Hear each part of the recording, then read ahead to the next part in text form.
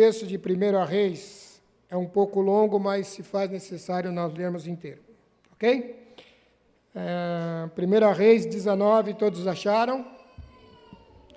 Ora, Acabe contou a Jezabel tudo o que Elias tinha feito e como havia matado todos aqueles profetas à espada. Por isso Jezabel mandou um mensageiro a Elias para dizer-lhe: que os deuses me castiguem com todo o rigor, se amanhã, nesta hora, eu não fizer com a sua vida o que você fez com a deles. Elias teve medo e fugiu para salvar a sua vida. Em Berseba de Judá, ele deixou o seu servo, entrou no deserto caminhando um dia. Chegou a um pé de giesta, sentou-se debaixo dele e orou, pedindo a morte. Já tive o bastante, Senhor, tira minha vida, não sou melhor do que os meus antepassados. Depois se deitou debaixo da árvore e dormiu. De repente o anjo tocou nele e disse: levanta e coma. Elias olhou ao redor e ali, junto à sua cabeça, havia pão assado sobre as brasas quentes e um jarro d'água. Ele comeu, bebeu e deitou-se de novo. O anjo do Senhor voltou, tocou nele e disse: levanta e coma, pois a sua viagem será muito longa. Então ele se levantou, comeu e bebeu. Fortalecido com aquela comida, viajou 40 dias e 40 noites até chegar a Horebe, o monte de Deus. Ali entrou numa caverna e passou a noite.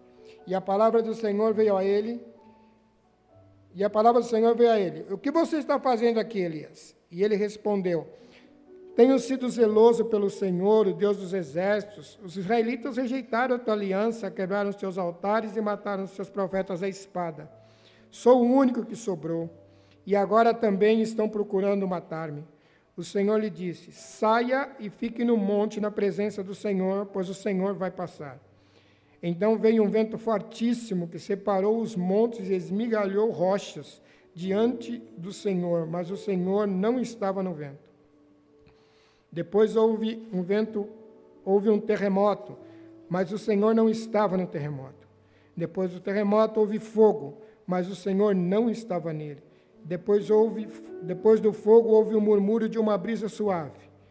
Quando Elias ouviu, puxou a capa para cobrir o rosto, saiu à entrada da caverna.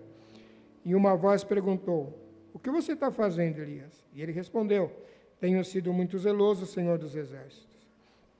Tenho sido muito zeloso, Senhor, o Deus dos exércitos. Os israelitas rejeitaram a tua aliança, quebraram teus altares, mataram teus profetas à espada. Sou o único que sobrou, e agora também estão procurando matar-me. O Senhor lhe disse: volte pelo seu caminho por onde veio, e vá para o deserto de Damasco. Chegando lá, unja Azael como rei da Síria, unja também Jeú, filho de Nissim, como rei de Israel, e unja Eliseu, filho de Safate, de Abel-Meloá, para suceder a você como profeta.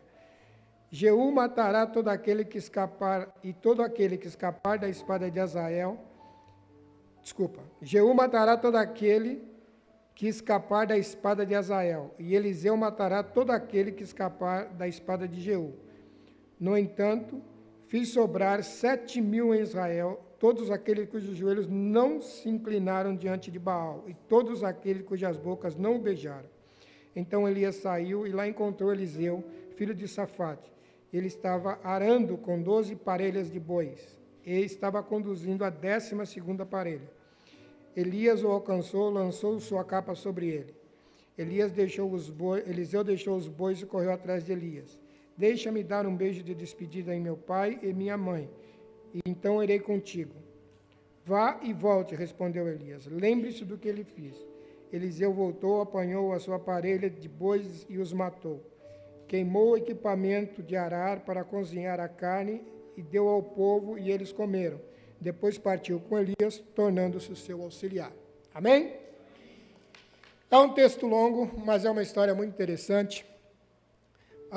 Nós não sabemos muito de Elias. A Bíblia não fala muito sobre esse camarada. O que nós sabemos dele é que ele foi um personagem muito importante na história de Israel. O 1 Reis 17 diz o seguinte, que Elias era um tesbita da Tibíade de Gileade. Pronto. Era profeta do Reino Norte, e um pouco antes dessa passagem, ele enfrentou os profetas de Baal. Ele chegou e viu que o povo estava adorando aquele Deus de Baal, e Acabe, que era o rei de Israel, do Reino Norte, de Israel não, do Reino Norte, com a sua mulher Jezabel, que se dizia a profeta de Deus, estava dominando esse povo, e o povo estava todo indo por esse caminho, e Elias então falou, vamos fazer um confronto. Chame os 450 profetas de Baal, e mais os 400 profetas que acompanham Acabe, e tragam todos eles. E nós vamos ver qual é o Deus verdadeiro. Fizeram um altar para Baal e começaram a clamar para Baal queimar aquele altar. E oraram, e clamaram, e clamaram, e clamaram. E Elias começou, fala mais alto, vai ver que está dormindo. Quem sabe a gente está assistindo o jogo do Palmeiras. Fala mais alto. E vamos gritando, até que eles estavam já cansados. E aí Elias falou, agora tá bom, né? Então agora aumenta esse altar, jogue água, muita água. E eles fizeram isso, fizeram um altar, e Elias fez uma oração e só pediu a Deus que mostrasse que ele era o único Deus verdadeiro, o único Deus, Criador dos céus e da terra, o Deus de Abraão, de Isaac e de Jacó. E o fogo desceu e consumiu ao altar, e os profetas de Baal correram. E eles foram atrás, perseguiram os profetas e mataram ao fio da espada. E a notícia chegou aos ouvidos de Jezabel. E aí nós chegamos no texto que nós lemos, aonde ela manda um recadinho para Elias. Ele fala assim, pode falar lá para Elias, que os deuses ajam com rigor severo contra a minha vida, se até o final desse dia eu não fizer com Elias o que ele fez com os meus profetas. E o Elias, que havia enfrentado aqueles 450 profetas e mais os 400 de Acabe, a hora que ouviu a notícia, ele se apavorou. Ele ficou tremendo de medo. E ele saiu de fininho. E a Bíblia diz que ele caminhou um certo trecho e tinha, como todo profeta da época, tinha um discípulo. Ele deixou o discípulo lá e andou mais um dia deserto adentro e fez a oração que nos mostra que não há poder nas nossas palavras coisa nenhuma. Porque ele falou para Deus, eu quero morrer, Senhor. Me mata. Eu já vivi o suficiente, eu não sou melhor do que meus antepassados. E dormiu.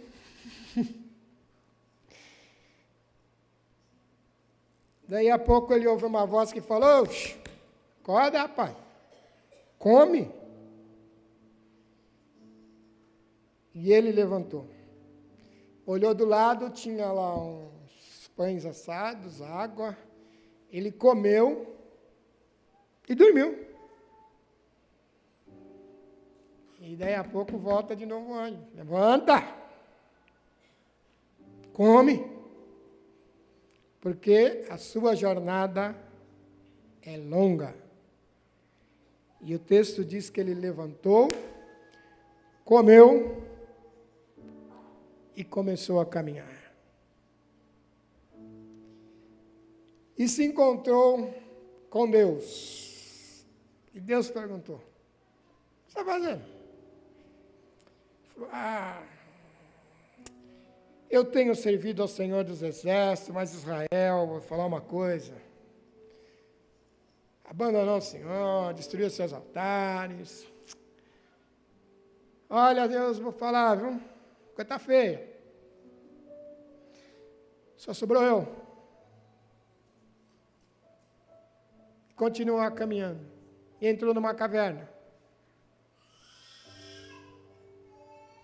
E Deus falou, eu vou falar contigo. E aí ele ouviu estrondos, mas Deus não estava naquilo. E ele ouviu terremoto, Deus não estava. Viu fogo, Deus não estava. E ele ouviu uma brisa suave, e aí ele cobriu o rosto e foi para fora da caverna, e Deus falou para ele, o que você está fazendo?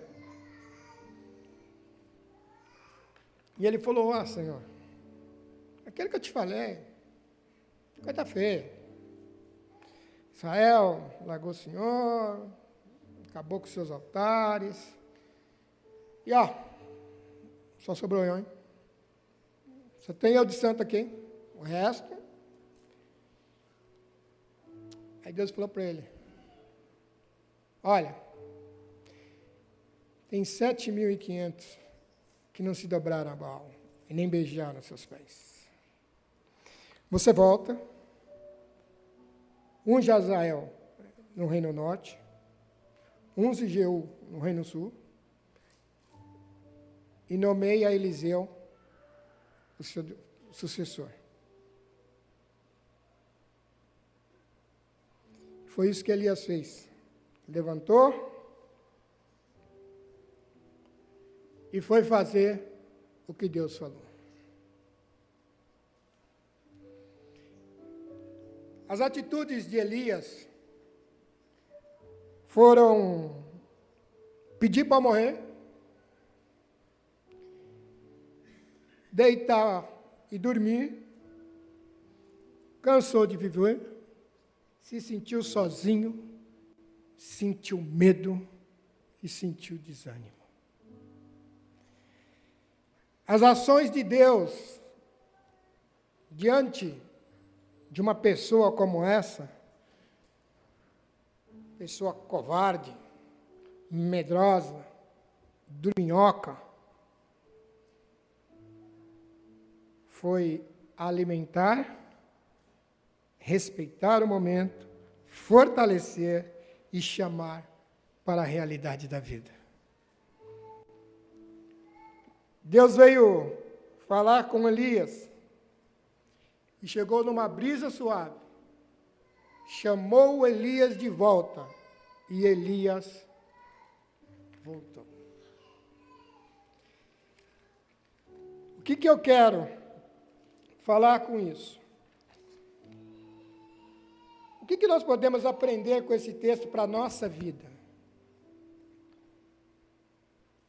O que esse texto nos ensina?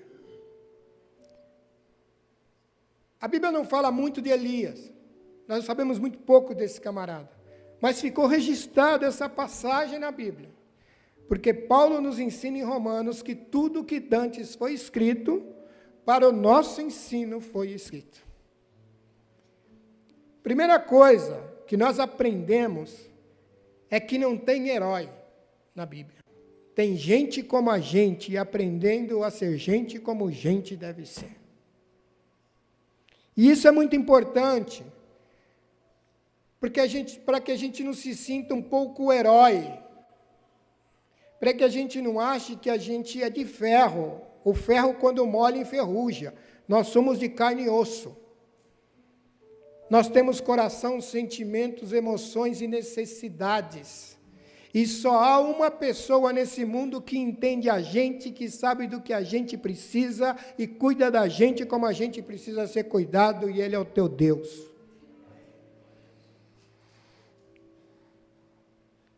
Por mais confiantes que nós sejamos na vida, e tem gente que tem uma confiança acima da média, tem gente que eu olho e falo, olha, que beleza. Tem uma ilustração muito interessante, diz que um camarada estava no deserto com um padre, com um carro, e acabou a gasolina. E diz que o padre virou para ele e falou assim, você tem fé? Você confia? Ele falou, pai, naquelas, né? Ele falou, tá bom, então faz xixi no tanque e liga a chave. Ele falou, vai, Está brincando? Você não tem fé? Você não confia? Confia, então faz o que eu estou mandando. Aí o rapaz foi lá e fez, e virou a chave. E o carro pegou, o padre olhou para ele e disse, você tem fé, hein?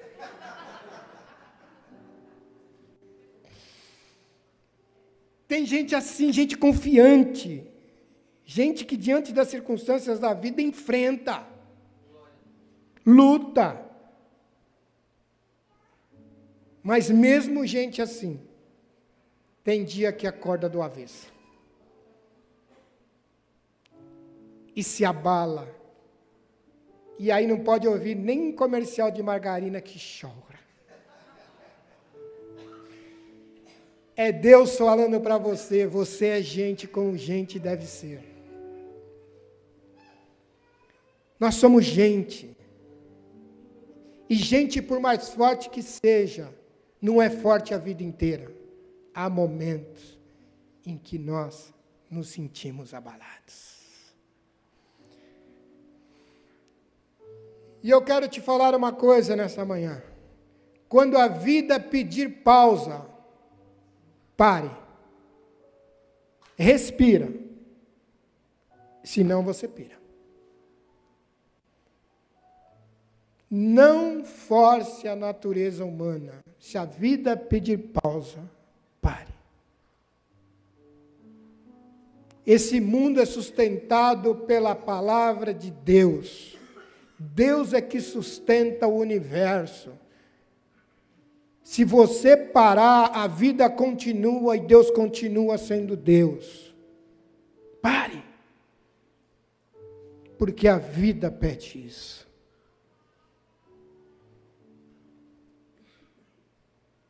Mas presta atenção em uma coisa. Nesse momento de pausa, nesse momento em que os sentimentos não estão bem, nesses momentos em que você está precisando ser alimentado, não julgue a sua vida por aqueles momentos. Esses são momentos seus com Deus. Não julgue a sua vida por aquele momento. Aquele momento não é momento de você analisar a sua vida e de você se julgar. Aquele é momento de você parar, comer e dormir. Amém? Nesses momentos, não se preocupe com os seus medos, porque vai ter medo. Você vai ter medo da vida. No momento em que os sentimentos estão assim, como estavam de Elias, você tem medo da vida. Quando você está cheio de força, cheio de entusiasmo, você enfrenta 450 profetas de Baal e ainda tira um sarro. Grita mais alto. Estou ouvindo, não. Fala mais alto. Mas quando bate o cansaço, até a frase de uma mulher te faz correr.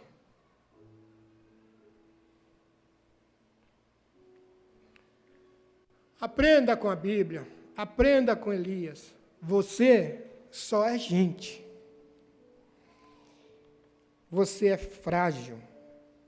Você é fraco. Forte é Deus. Deus é a nossa fortaleza e socorro bem presente na hora da angústia.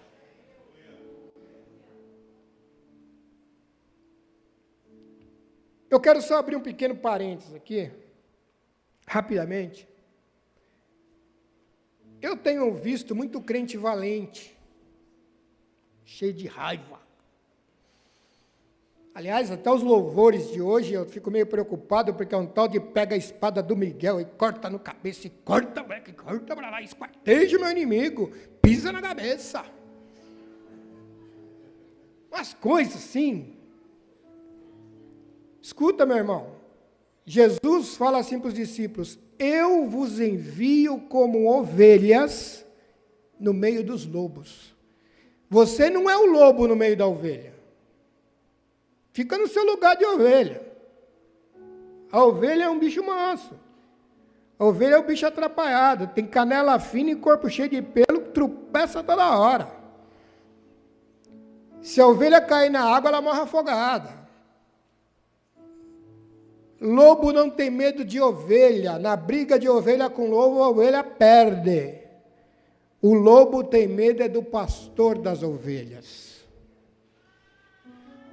Por isso que Jesus fala assim: aonde vocês chegarem, digam a paz seja convosco, porque é assim que a ovelha faz.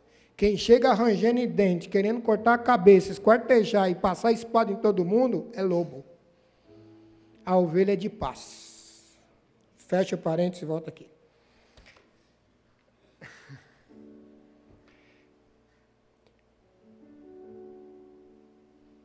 Jesus te ama.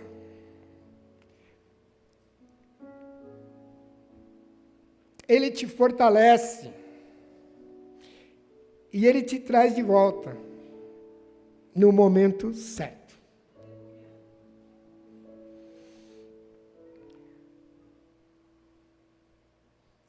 Tem momentos, e nesses momentos do desânimo, você se sente no olho do furacão. E eu vou te falar, se você não se sentiu no olho do furacão ainda, pode esperar que você vai se sentir, porque todo mundo se sente um dia no olho do furacão. Um dia ou outro. Ou dia sim, dia não. Mas o olho do furacão todo mundo passa, porque a Bíblia diz que o dia mal vem. Você já se sentiu no olho do furacão? É terrível, né? É terrível. Mas nesse momento, saiba que Deus está te vendo, e no olho do furacão, você não vai ouvir Deus. No olho do furacão tem muitas vozes. Você vai ouvir muitas vozes. Você vai ouvir vozes da política, vozes das gritarias, vozes das inimizades, vozes da criminalidade, vozes dos desastres, vozes do desespero, e você está com a sua cabeça cheia de vozes, Deus não está no olho do furacão. Você pode ter um momento da sua vida que você vai se sentir afogueado, a mente pegando fogo, você não sabe o que você vai fazer, você tenta solução de tudo quanto é jeito, você tenta correr para tudo quanto é lugar, Deus não está aí não. Deus está te vendo, mas Ele não vai falar com você nessa hora, porque você não vai ouvir. Mas vai chegar um momento em que você vai silenciar a sua mente, você vai silenciar os seus lábios, você vai silenciar o seu coração, e você vai ouvir a voz de Deus falando com você. O que é que está acontecendo? E você vai dizer para Ele: Senhor, a coisa está feia. E Ele fala: eu sei, é por isso que eu vim.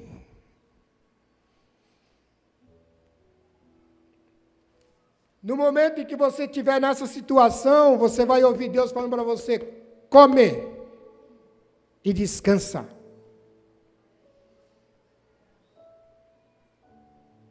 E aprenda a descansar em Deus. Você é o que é e está onde está, porque Deus tem cuidado de você.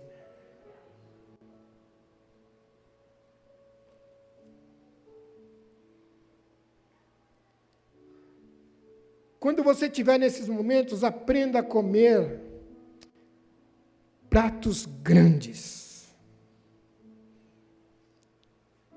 A vocês de dieta, pode ficar tranquilo. Eu estou falando da palavra de Deus. Coma grandes porções da palavra de Deus. Se alimente da palavra de Deus. Encha-se da palavra de Deus. E descansa. Descansa. Porque Deus é fiel. Descansa em Deus.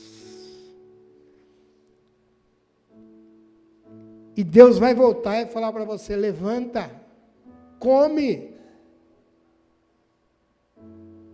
Até o momento que Ele falar: levanta, come e volta, porque a sua jornada ainda não chegou. Não é final de jornada. O final da sua jornada é em casa. A festa está preparada, a mesa está pronta. Estamos te aguardando, mas você ainda não chegou em casa.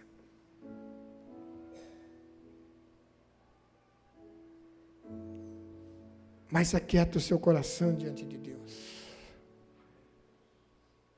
Sossega o seu coração diante de Deus.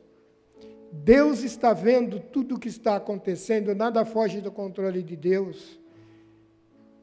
E o livro de Romanos diz que todas as coisas cooperam para o bem daqueles que amam a Deus e são chamados pelo seu decreto. Tem coisa que eu olho e eu falo, mas como isso vai cooperar para o bem? A Bíblia não diz, todas as coisas cooperam para o seu bem, ou todas as coisas vai ser bom para você, a Bíblia não está dizendo isso, está dizendo que todas as coisas cooperam para o bem. Daqueles que amam a Deus e são chamados pelo seu decreto. Então, de alguma maneira, do jeito de Deus, da maneira de Deus, Ele vai fazer com que todas as coisas cooperem para o bem. Como o Senhor isso pode cooperar para o bem? Deixa na mão dele, que se Ele falou que é assim, assim é que é.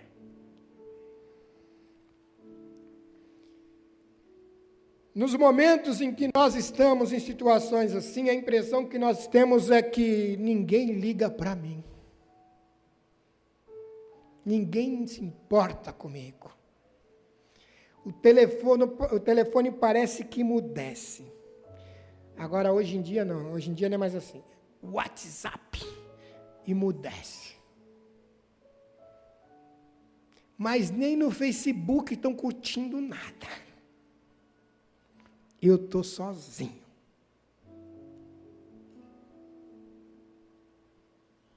Deus está com você. Por pior que pareça a situação, Deus está com você.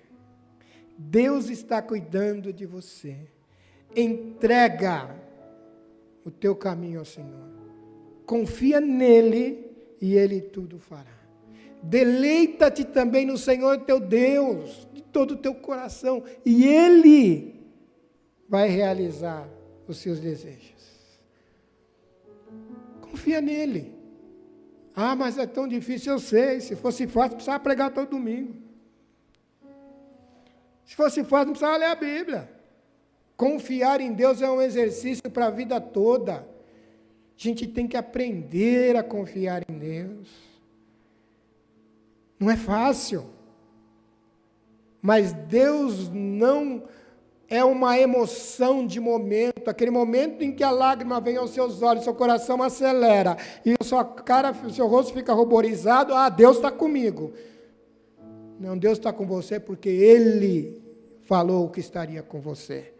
Então confia contra as circunstâncias, creia contra a esperança, confia em Deus de todo o teu coração e descansa, porque Ele tem resposta para a tua vida e no momento certo, Ele vai te levantar e vai dizer, levanta, que grande é a sua jornada e você ainda não chegou em casa.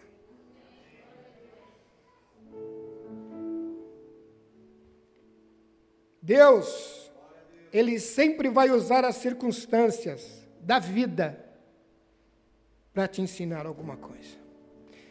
Deus é um Deus de propósitos. Deus não é um Deus de por acaso. Deus não é um Deus que, puxa, ainda bem que aconteceu. Deus não é um Deus, Deus tem propósitos. E o propósito de Deus para a sua vida, ele não pode ser frustrado. Ninguém frustra o propósito de Deus na vida de uma pessoa. Se Deus tiver um propósito na sua vida, você pode se esconder no ventre de um peixe. Lá no ventre do peixe, Ele vai falar com você. Porque Deus te ama. E aquilo que Deus tem para a tua vida, Ele vai cumprir.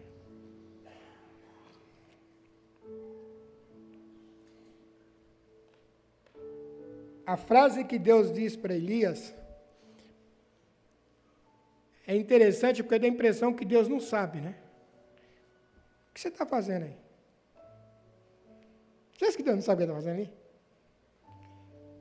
Mas ele queria ouvir de Elias. Senhor, Está acabado. Acabado, esquece, negócio que ficou feio. Se não fosse eu, tem mais ninguém. Tem mais ninguém. Acabou, só sobrou eu sou o único santarrão aqui, o único que busca a Deus, eu sou o cara, viu? Ó, precisou, firma aí. E de vez em quando na vida a gente se sente um pouco assim, né? Não, porque os irmãos não oram. Ninguém mais ora nessa igreja. Ninguém mais faz aquilo. Ninguém, então, quer dizer, se ninguém faz, eu faço, porque eu posso julgar os outros, não é porque eu estou fazendo. E a gente se sente meio assim, né? E foi o que Elias sentiu. Ó, Senhor, se não sou eu aqui na parada, fui lá, peitei Acabe e Jezabel e venci. O seu povo, seu povo destruiu o seu altar e está correndo atrás de Baal. Acabou, hein? Deus vira para ele e fala assim, você não sabe o que você está falando, rapaz. Quem guarda o meu povo sou eu. Quem esconde o meu povo sou eu. Quem cuida do meu povo sou eu. E eu guardei 7.000 que não se dobraram diante de Baal. Volta lá.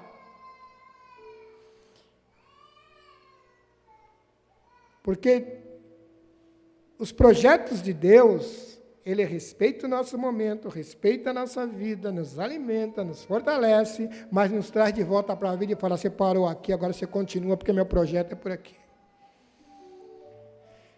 Ó, você vai lá, unge o Reino Norte, unge o Reino Sul. Quem fugir do Reino Norte, morre no Reino Sul. Quem fugir do Reino Sul, Eliseu acaba o serviço. Volta! E coloca Eliseu como seu sucessor. Você...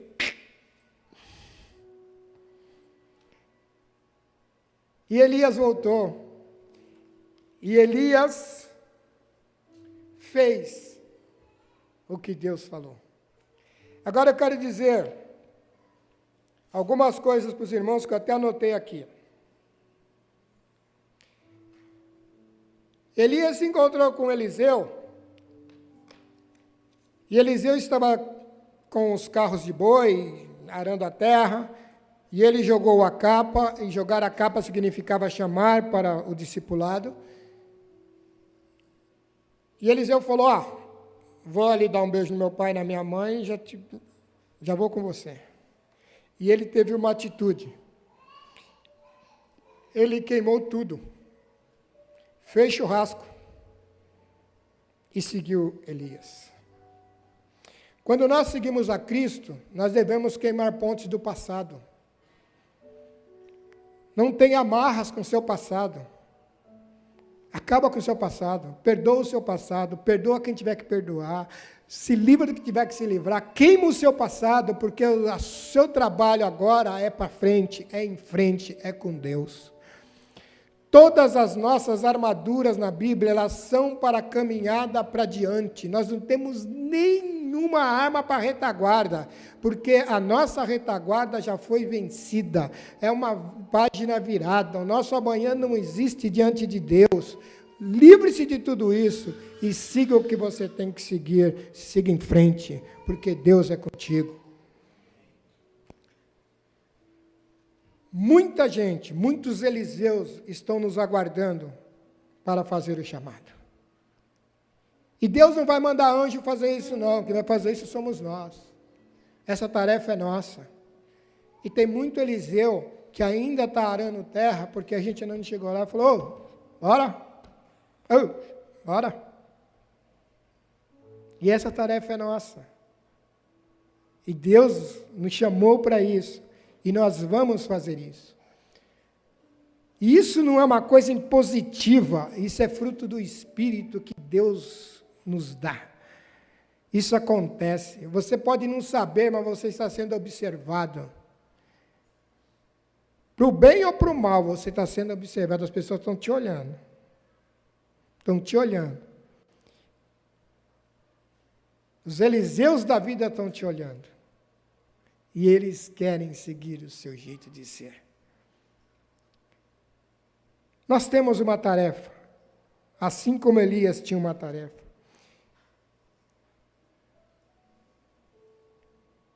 Não importa o momento do seu cansaço, não importa os momentos onde as suas emoções se exaurem, não importa o momento onde você vai se sentir cansado.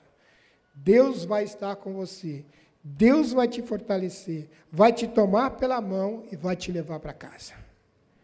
Porque Jerusalém é o nosso lar, Jerusalém é a nossa casa, Jerusalém é o nosso descanso. Lá nós vamos descansar. Aqui, nós estamos aprendendo com Deus a ser gente como gente deve ser. Então, o que eu quero te dizer é que nessa caminhada, você pode ter momentos que você não vai achar nada agradável. Mas aprenda a conhecer a você e descansar no seu Deus. A vida pede pausas. Respira, não pira. Mas bora juntos. Juntos, não vá sozinho. Vamos juntos. Uma hora você me sustenta. Outra hora eu te sustento. Ora você me sustenta. Ora eu te sustento. E vamos caminhando, até chegar em casa. Aí em casa vai ter festa, porque já está preparada. Amém? Que Deus abençoe os irmãos e que nós possamos realmente ser pessoas que aprendam a ser amados por Deus e aprendam a amar a Deus, porque em fazendo isso, nós vamos aprender a amar uns aos outros, como a Bíblia nos ensina. Amém?